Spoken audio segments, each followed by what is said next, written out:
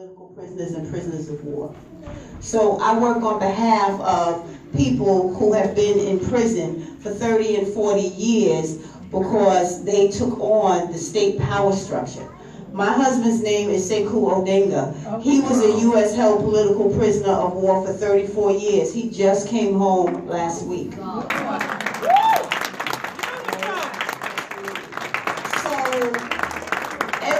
Freedom ain't free, right? Every one of the stories that I heard tonight relates to me, even though I have never done any time in prison. On the inside, I've done time in prison because the man that I love has done time.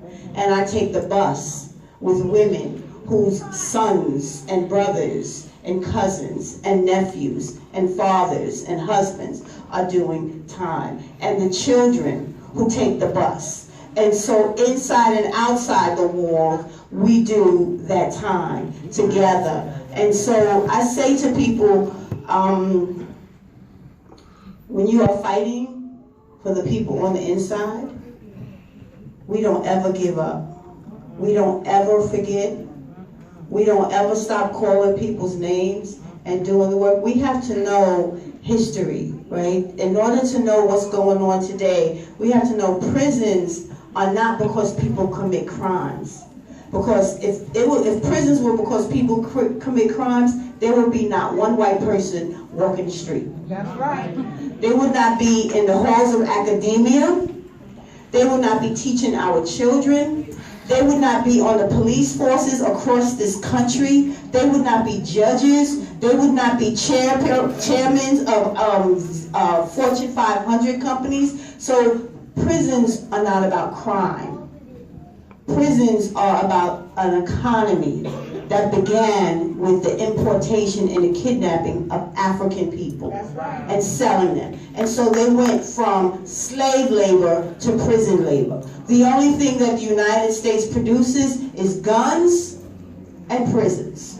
That's the only thing they produce. So you look in your clothes and nothing you have on says made in America, that means that's not a job here.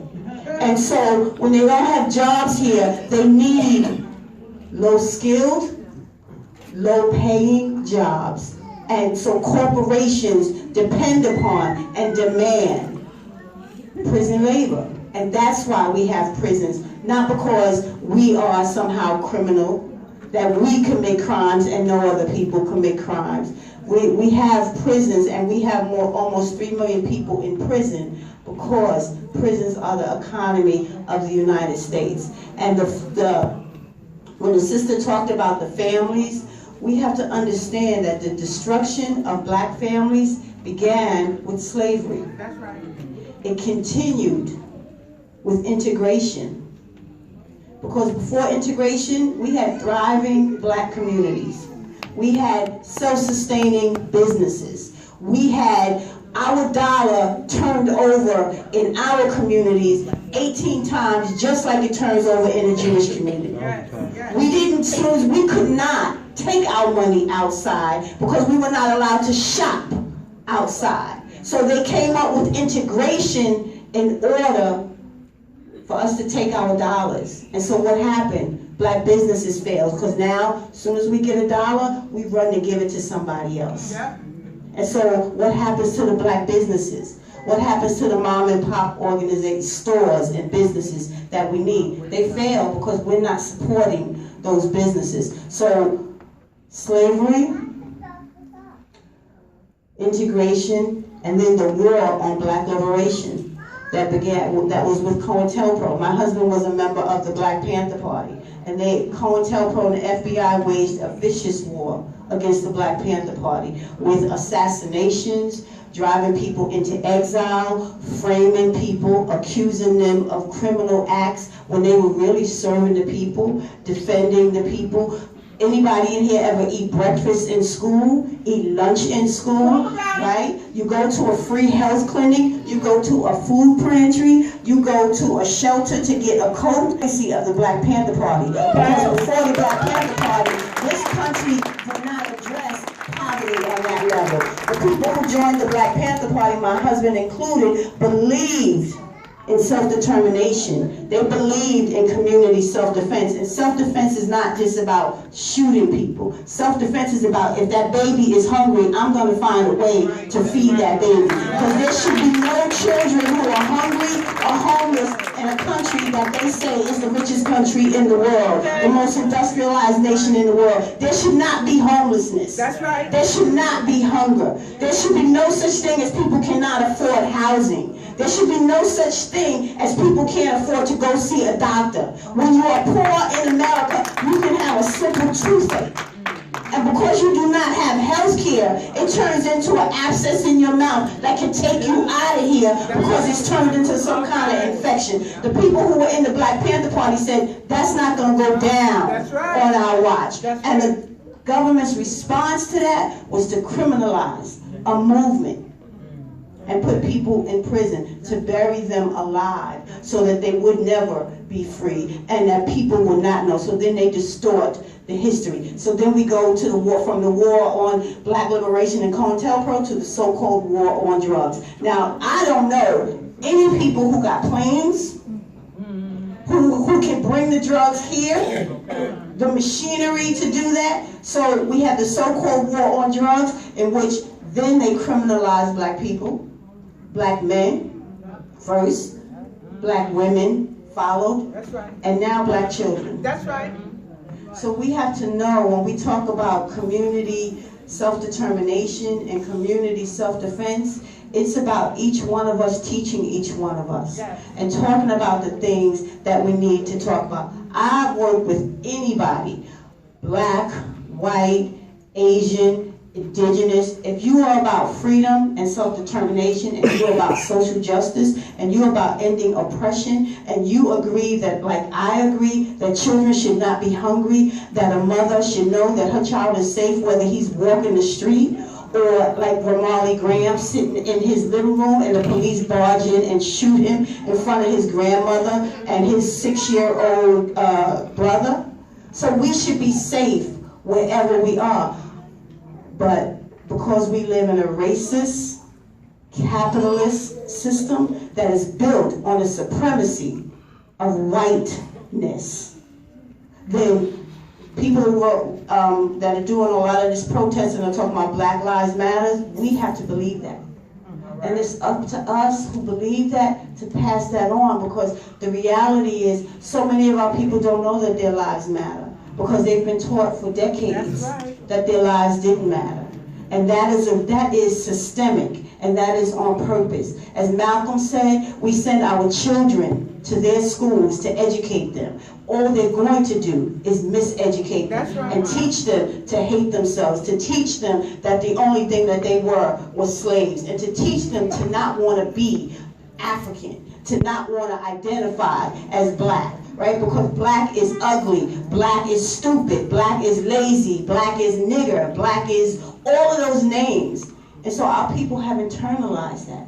And so I'm here to say to you that I can say all power to the people. I can say black power for black people. I can say that black is beautiful because I understand that it is. And I understand also that there are people who are threatened by that. Yes. There are people who are threatened by that. And so we have the job to do it. I'm not looking for the state to do for African people, indigenous people, oppressed people.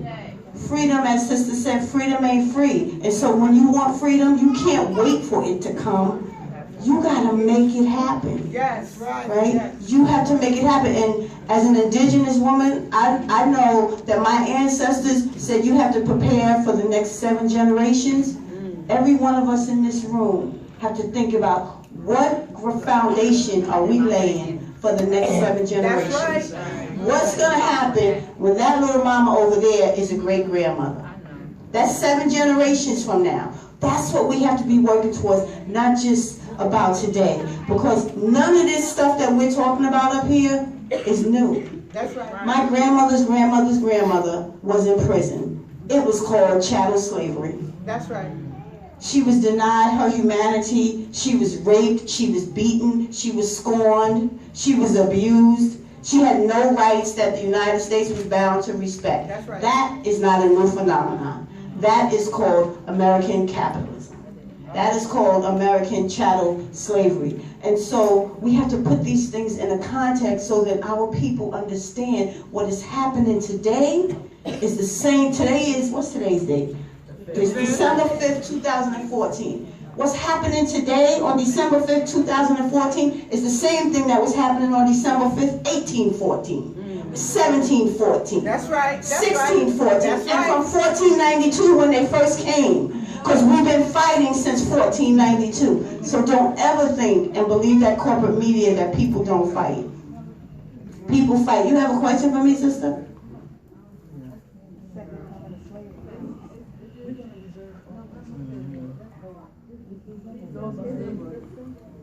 Well, I just want, I have cards here, so I always want to talk to people, and I believe that we have to build what it is we say we want. We can't wait for other people to do it. Every one of us are the ones that we've been waiting for. I'm a grandmother. I'm concerned about the life that my granddaughter, 8 years old, is living. I'm concerned about the life that my 14-year-old grandson is living. And I'm concerned about all the children in here, because though they don't come through me, they are of me.